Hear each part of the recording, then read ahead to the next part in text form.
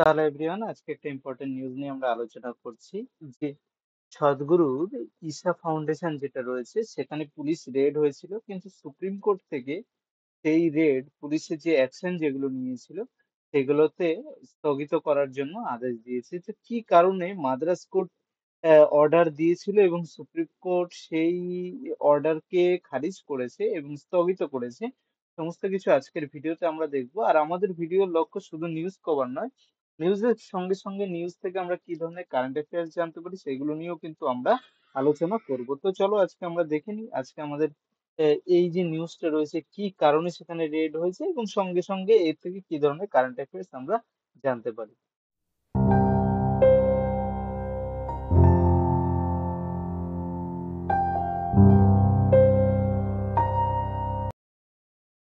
তো নমস্কার, আমি Shubho, welcome to our channel general affairs. আর আজকের আমাদের ইম্পর্টেন্ট নিউজটা আমরা চলো কভার করে ফেলি। তো প্রথমেই আমাদের জানার আগে জানা দরকার সদ্গুরুকে। সদ্গুরু হলেন একজন এই যে যোগী বাসুদেব নাম, এনার অ্যাকচুয়াল নাম হলো যোগী বাসুদেব। ইনি হলেন একজন স্পিরিচুয়াল গুরু বলতে পারো, একজন স্পিরিচুয়াল গুরু। যিনি হলো ঈশা ফাউন্ডেশন নামে, তোমরা এই ছবি যেটা দেখছো এই ছবিটা প্রত্যেকেই দেখে থাকবে হয়তো।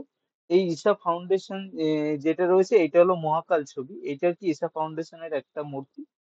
এবং এটা কি কোয়েম্বাটুর, কোয়েম্বাটুর কোথায় অবস্থিত? এটা তামিলনাড়ুতে। আমরা প্রত্যেকেই জানি তামিলনাড়ুর একটা কি খুবই গুরুত্বপূর্ণ শহর হলো কি কোয়েম্বাটুর। এই কোয়েম্বাটুরের কিন্তু কি হয়েছে যে এই যোগী বাসুদেবের ঈশা ফাউন্ডেশন রয়েছে, এবং সেই ঈশা ফাউন্ডেশনের যে আশ্রম যেটা রয়েছে সেই আশ্রমে কি অনেক ওখানে অলরেডি লোক কিন্তু রয়েছে, যেখানে তারা অনেক ফ্যামিলি ধরে অনেক স্টুডেন্ট অনেক সন্ন্যাসী প্রত্যেকে রয়েছে। তো অ্যাকচুয়ালি ইনসিডেন্টটা কি হয়েছিল, কেন মাদ্রাজ হাইকোর্ট এই অর্ডারটা দিয়েছিল, সেটা চলো আমরা প্রথমে সেটা দেখে নিই। তো কি হয়েছিল দেখো, অ্যাকচুয়ালি এস কে কামরাজ নামক একজন ব্যক্তি, যিনি একজন রেলওয়ে এমপ্লয়ি ছিলেন। তিনি কি করেছিলেন, রিটায়ার্ড এমপ্লয়ি। সঙ্গে সঙ্গে তিনি একজন রিটায়ার্ড হলো professor of Tamil Nadu agriculture university কোয়েম্বাটুরে। তিনি অ্যালিগেশন কি লাগিয়েছিলেন, তিনি অ্যালিগেশন করে লাগিয়েছিলেন যে ঈশা ফাউন্ডেশনের উপরে, অর্থাৎ বিশেষ করে সদ্গুরুর উপরে, যে তার এনার যে দুজন মেয়ে রয়েছে, দুজন মেয়ে, সেই দুজন মেয়েকে ব্রেন ওয়াশ করে এবং তাদেরকে হস্টেজ করে রেখেছে এই যোগা সেন্টার, ঈশা যোগা সেন্টার যেখানে রয়েছে এবং তার আশ্রমে। অর্থাৎ তার যে দুজন মেয়ে রয়েছে তারা কি অলরেডি সেখানে সন্ন্যাসিনী হয়ে গেছে। তো প্রশ্ন এখানে এটা নিয়ে অনেকটাই উঠছিল যে এই সদ্গুরু যিনি রয়েছেন তিনি তার নিজের মেয়েকে বিয়ে দিয়েছেন, কিন্তু অন্যান্য মেয়েদেরকে তিনি বলছেন সন্ন্যাসিনী হতে।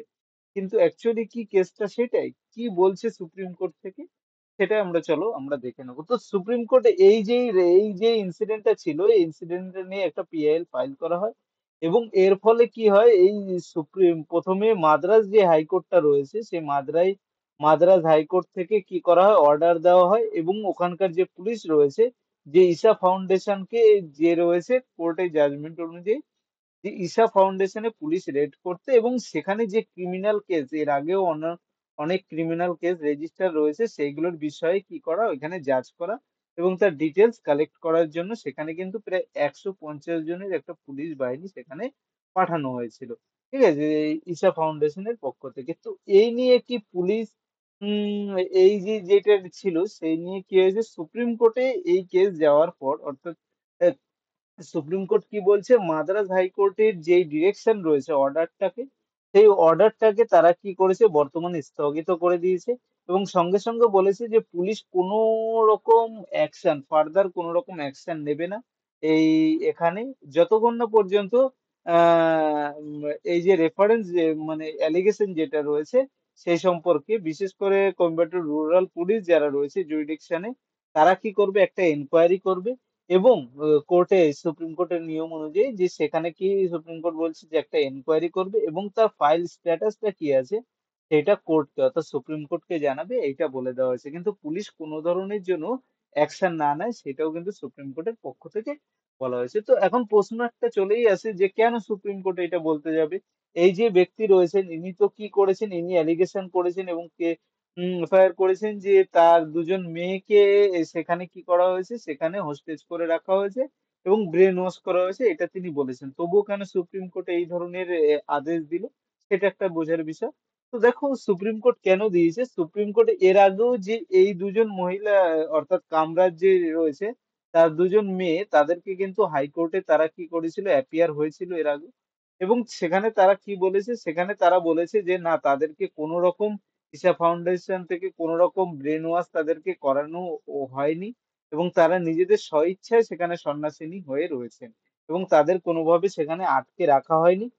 কিন্তু এই কামরাজ এনার পক্ষ থেকে কি বলা হয়েছে যে তাদেরকে জোর জবরদস্তি তার মেয়ে যারা রয়েছে তাদেরকে জোর জবরদস্তি কি করা হয়েছে সন্ন্যাসিনী বানানো বানানো হয়েছে এবং তাদেরকে তার ফ্যামিলির সঙ্গে দেখা করতে দিচ্ছে না কি এই ঈশা ফাউন্ডেশনের পক্ষ থেকে ঠিক আছে এটা কিন্তু বলেছেন। তো আমাদের সিজিআই রয়েছে চিফ জাস্টিস অফ ইন্ডিয়া যে বর্তমানে চন্দ্রচূড় তিনি কি বলেছেন তিনি কামরাজের যে মেয়ে রয়েছে তার এই কামরাজ যে ব্যক্তি অ্যালিগেশন লাগিয়েছেন সদ্গুরুর নামে সেই ব্যক্তির যে মেয়ে রয়েছে তাদের সাথে কি করেছেন তাদের সাথে কথা বলেছেন এবং ভার্চুয়ালি যদিও এটা অনলাইনে কথা বলেছেন যেহেতু তারা কোর্টে সুপ্রিম কোর্টে তারা হাজির হতে পারেনি তো ভার্চুয়ালি কথা বলেছেন এবং সেখানে তারা কি বলেছেন যে তারা বলেছেন যে তারা ওই আশ্রমে নিজেদের ইচ্ছায় তারা ওখানে রয়েছে তাদেরকে কোনো রকম জোর জবরদস্তি করা হয়নি এটা কে বলেছেন এটা বলেছেন ওই যে কামরাজ যে ব্যক্তি রয়েছেন তার যদুর মেয়ে দেখো এই কামরাজ যিনি রয়েছেন আহ, এই তিনি কি করেছেন তিনি তার দুজন মেয়ে একজন 42 বছরে একজন 39 বছরে ঠিক আছে তারা ওয়েল এডুকেটেড এবং তারা কি করা হয় তারা হলো মাদ্রাস হাইকোর্টের যে করেছিল সেই মাদ্রাস হাইকোর্টের সেখানে কিন্তু তারা গেছিল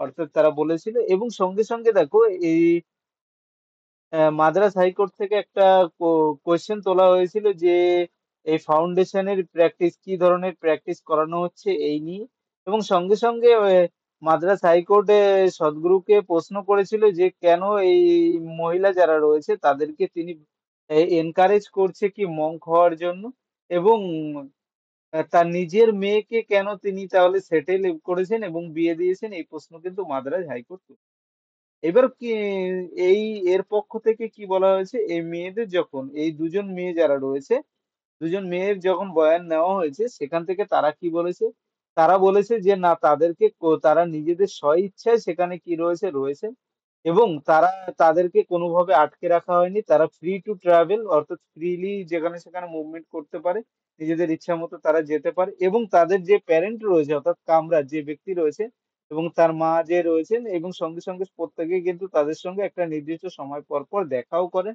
এই কথা বলেছেন এবং সঙ্গে সঙ্গে তিনি বলেছেন যে বর্তমানে দুজনের মধ্যে একজন মেয়ে যে রয়েছে সে 10 কিলোমিটার হায়দ্রাবাদে বর্তমানে ম্যারাথন যেখানে রয়েছে সেখানে তিনি পার্টিসিপেট করেছেন অর্থাৎ তাদেরকে ওখানে কোনোভাবে আটকে রাখা হয়নি এই কথা কিন্তু তিনি বলেছেন এবং দুদিন আগে যখন মাদ্রাজ হাইকোর্টে কিন্তু তারা কি করেছিল তারা অ্যাপিয়ার সেখানে হয়েছিল ঠিক আছে আহ তারা বলেছে যে দুদিন আগেই হলো সেখান থেকে পুলিশ কি তাদেরকে পুলিশ ওখান থেকে গেছে এই আশ্রমে যেখানে এই ছিল সেখান থেকে ঠিক আছে এবার প্রশ্ন আসছে যে আহ, এই যে সদ্গুরু রয়েছে সেখানে তার ফাউন্ডেশনের সম্পর্কে শুধু এই নয় এখানে কিন্তু আর একটা পক্সো যে কেসটা রয়েছে যে protection of children from sexual offence এর একটা কেস রয়েছে ওই এই যোগা সেন্টারে একজন ডক্টর তার নামে কিন্তু এই পক্সো কেসটা রয়েছে যেটা কিন্তু কন্টিনিউ হচ্ছে এবং তার যে ঈশা ফাউন্ডেশন বর্তমানে বলেছে যে তাদেরকে এই অ্যালিগেশন যেগুলো করা হয়েছে সম্পূর্ণ বেসলেস এবং তারা এই ফাউন্ডেশন শুধুমাত্র কি স্পিরিট আমাদের যে স্পিরিচুয়ালিটি যেটা রয়েছে এবং যোগা যেটা রয়েছে এই সম্পর্কে মানুষদেরকে শেখায় অংশগ্রহণ করা এবং তারা যে যে কোনো ব্যক্তির যে স্বাধীনতা এবং তাদের ইচ্ছা সেগুলো যে পথ তারা চুজ করতে চায় সেই পথেই তাদেরকে করে তাদেরকে কোনোভাবে কি জোর জবরদস্তি করা হয় না এই স্টেটমেন্ট কিন্তু ঈশা ফাউন্ডেশনের পক্ষ থেকে এটা দেওয়া হয়েছে এবং ঈশা ফাউন্ডেশন কি বলেছেন যে তারা আহ, বলেছেন যে তারা কোনোভাবে কাউকেই হলো সন্ন্যাসিনী হতে বাধ্য করে না বা কাউকে বিয়ে না করতেও তারা কিন্তু বাধ্য করে না এখানে এবং সঙ্গে সঙ্গে তারা বলেছেন যে তারা এই ফাউন্ডেশন যেটা রয়েছে তারা লফুলি তারা দেখবে যে তাদের উপরে যে এই ফলস ইনফরমেশন গুলো ছড়ানো হচ্ছে, সেই ইনফরমেশন গুলোর জন্য তারা স্ট্রিক্ট যে ডিল করবে, এবং যা ল আছে আমাদের ইন্ডিয়ান ল অনুযায়ী তারা কিন্তু অবশ্যই এগুলো দেখবে। এটা কে বলেছেন? এটা বলেছেন কিন্তু ঈশা ফাউন্ডেশনের পক্ষ থেকে এটা বলা হয়েছে, অর্থাৎ যে এটা। তো দেখো, এই যে প্রশ্ন যেটা আছে এটা অনেকটাই কন্ট্রোভার্সিয়াল কেস, তো সুপ্রিম কোর্টে অলরেডি চলে গেছে আমরা যেটা দেখছি। তো দেখা যাক এরপরে কি নিউজ আসে, আমরা সেগুলো আস্তে আস্তে কভার করব তোমাদেরকে। তো ফ্রেন্ডস, আজকে যেহেতু আমরা তামিলনাড়ু সম্পর্কে আজকে আমরা জানলাম, তো চলো তামিলনাড়ু রিলেটেড কিছু আমরা জেনে নিই, যেগুলো আমাদের এক্সামে আসার মতো প্রশ্ন, সেগুলো আমরা তামিলনাড়ু সম্পর্কে কিন্তু জেনে নিই, ঠিক আছে?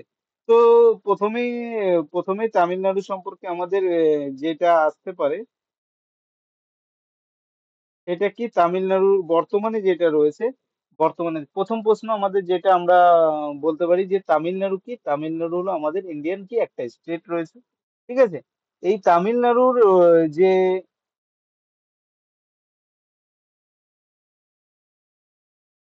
যে ক্যাপিটাল রয়েছে সেই ক্যাপিটালটা কি? আমরা জানি তামিলনাড়ুর ক্যাপিটাল হলো কি, আমাদের যেটা রয়েছে সেটা হলো চেন্নাই। চেন্নাই হলো বর্তমানে এর ক্যাপিটাল, যেটা আগে মাদ্রাস নামে পরিচিত ছিল। সেজন্য এখানকার যে হাইকোর্ট যেটা রয়েছে এখনো কিন্তু সেটা মাদ্রাস হাইকোর্ট হিসেবে পরিচিত কিন্তু, ঠিক আছে? টোটাল কতগুলো? 38টা টোটাল ডিস্ট্রিক্ট আছে। আর এখানকার যে সিএম রয়েছেন বর্তমানে, এখানকার সিএম যে রয়েছেন সে কে? M K Stalin. M K Stalin, এনাকে অনেক নিউজে শোনা যায়, ঠিক আছে? এম কে স্ট্যালিন, যিনি ডিএমকে পার্টির, ইনি কিন্তু এখানকার সিএম রয়েছেন। আর এখানকার যে বর্তমান গভর্নর রয়েছেন, গভর্নর রয়েছে আর এন রবি। কি? আর এন রবি, ঠিক আছে? আর এখানে টোটাল 234টা হলো বিধানসভা সিট আছে, আর 18টা হলো আমাদের কি রাজ্যসভা, এবং 39টা হলো লোকসভার এখানকার সিট রয়েছে, যেগুলো আমাদের কিন্তু জানা দরকার। আর এখানকার হাইকোর্টটা কি রয়েছে? এখানকার হাইকোর্ট রয়েছে বর্তমানে হলো মাদ্রাস হাইকোর্ট, এটা এখানকার। আর যদি আয়তনের দিক থেকে আমরা বিচার করি তাহলে কিন্তু আমরা বলবো এটা আমাদের কি, যতগুলো স্টেট আছে তার মধ্যে 10 নম্বরে র্যাঙ্ক করে, ঠিক আছে? হুম, আর পপুলেশনের দিক থেকে 6 র্যাঙ্ক করে, ঠিক আছে? আয়তনের দিক থেকে 10th র্যাঙ্ক, পপুলেশনের দিক থেকে 6 র্যাঙ্ক করে। এটা এইগুলো কিন্তু আমাদের একটা জানার একটা খুবই দরকার। তো দেখো, আজকে আমরা যে নিউজটা ছিল সেই নিউজটা তো কভার করলাম। তোমরা যদি এইরকম আরো নিউজ যা দেখতে চাও এবং সঙ্গে সঙ্গে সেখান থেকে কারেন্ট অ্যাফেয়ার্স জিকে জানতে চাও, আমাদের ভিডিওগুলো কিন্তু অবশ্যই দেখবে। তো থ্যাংক ইউ।